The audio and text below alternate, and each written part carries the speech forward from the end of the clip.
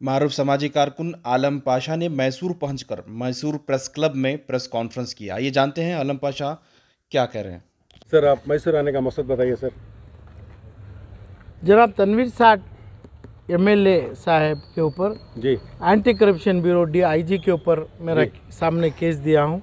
ये केस में तकरीबन मैसूर में 15 से 20 प्रॉपर्टीज़ हैं। अच्छा, वो 20 प्रॉपर्टीज़ में कई शोरूम रखे हैं, कोई हेरिटेज बिल्डिंग को सत्यानाश कर दिए हैं, कोई रियल एस्टेट करे हैं।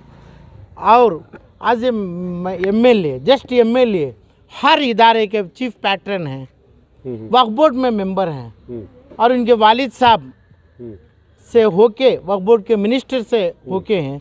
एक भी कानून से कुछ भी नहीं होके है। कानून में जो परमिशन सरकारी लेना चाहिए कानून से, वक्फ बोर्ड से, गवर्नमेंट ऑफ कर्नाटक से एक भी परमिशन नहीं लिए हैं।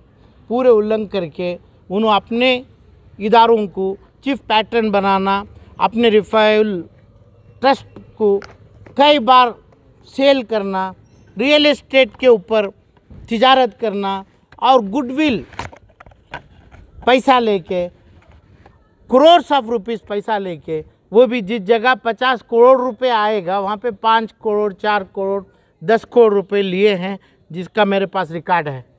ये पैसा लेके इन्हों और वक्फ बोर्ड के चेयरमैन वगैरह इन्हों आप बांट लेना अपने में। और जो सिर्फ 7% वक्फ बोर्ड को देते हैं, वो 7% में भी कम करके कोई चीज़ का अकाउंट बगैर ऑडिट के अकाउंट करे हुए पैसा कम दे के, और ये जो 93% का जो मेंटेनेंस करते, मेंटेनेंस में क्या है, गरीबों को इलाज करना, बच्चों को पढ़ाना और यतीमों को देखना। यतीम खाने बर्बाद कर दिए, स्कूल्स को कमर्शियल बना दिए। जो कमर्शियल की फ़ीस जैसा अपने ऊटी और लंदन और बेंगलुरु के बड़े इदारों में चलती है, इतना पैसा लेना, ये तमाम कमर्शियल कर दिए। मैसूर की तमाम पब्लिक, मेरी मुस्लिम पॉपुलेशन, मेरी कम्युनिटी साइलेंट है और इनको सिर्फ वोट के लिए, वोट बैंक के लिए, वोट के लिए, अपनी ज़ात के लिए, मुसलमानों की ज़ात छपा के इनको जो वोट के हैं, जो JDS है, जो कांग्रेस है, जिसमें सीट मिलती है वो उनका घर बना दिए, उनके ससुराल, उनका दादा का घर बना दिए, वो पार्टियों में लेके गए, वादा दिए हमें बचाएंगे। और 75,000 ये लोग का जो फैमिली में 15 से 20 लाख आदमी जो खुदकुशी कर लिए, जो हार्ट अटैक में मर गए, जो अपना हज, अपना इलम, अपना उम्रा नहीं किए, ऐसे पूरा पैसे अपने आप में कांग्रेस के लीडर्स बांट लिए। कांग्रेस के बड़े लीडर्स को सामने रखे मंसूर खान के IMA के नाम से बांट लिए। 75,000 के ऊपर पूरे 7 MLA, पूरे 3 MLC, CM इब्राहिम मिला के, नसीर मिला के, पूरे 3 MLC, अभी जो नया बने सलीम अहमद मिला के, एक बार भी 75,000 केसेस में एक FIR नहीं लगाए। जो FIR लगाने से ही पैसा आएगा, केस बनने से ही उनका पैसा आएगा, ना उसकी कोर्ट बनाए IMA की कोर्ट नहीं बनी, एक FIR नहीं लगा।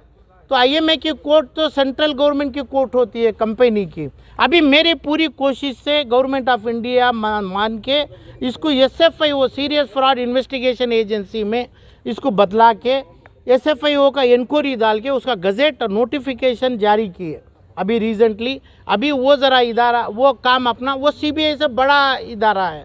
CBI का जो हो रहा है, कमर्शियल स्टेट थाने का जो हुआ, ये पूरा बेकार है, उसमें एक पैसा भी नहीं आएगा, समझ गए। तो ये पूरे 7 मुसलमान के MLA पूरे 75,000 आदमियों को, यानी 15 लाख जो इंडिविजुअल एक मेंबर को, जो मरता हुआ आदमी, तड़पता हुआ आदमी को कोई कानून की मदद देने से इनकार करे, ना सरकार में बैठ के बोले, पुलिस के स्टेशन में बोलना नहीं है, असेंबली हॉल में, अपर हाउस में बैठ के बोलना, मांगना है कि भाई मैं ट्रिब्यूनल वक्फ बोर्ड के बनाऊंगा। ये बना के अपने गुलबर्गा से, अपने बेंगलुरु से, मैसूर में जो इदारे के बने हैं, ये पूरे प्रॉपर्टी गलत हुए, हमें लेना मांगते हैं। एक भी केस, एक भी मेंबर, एक भी चेयरमैन आज तक दर्ज नहीं किया है।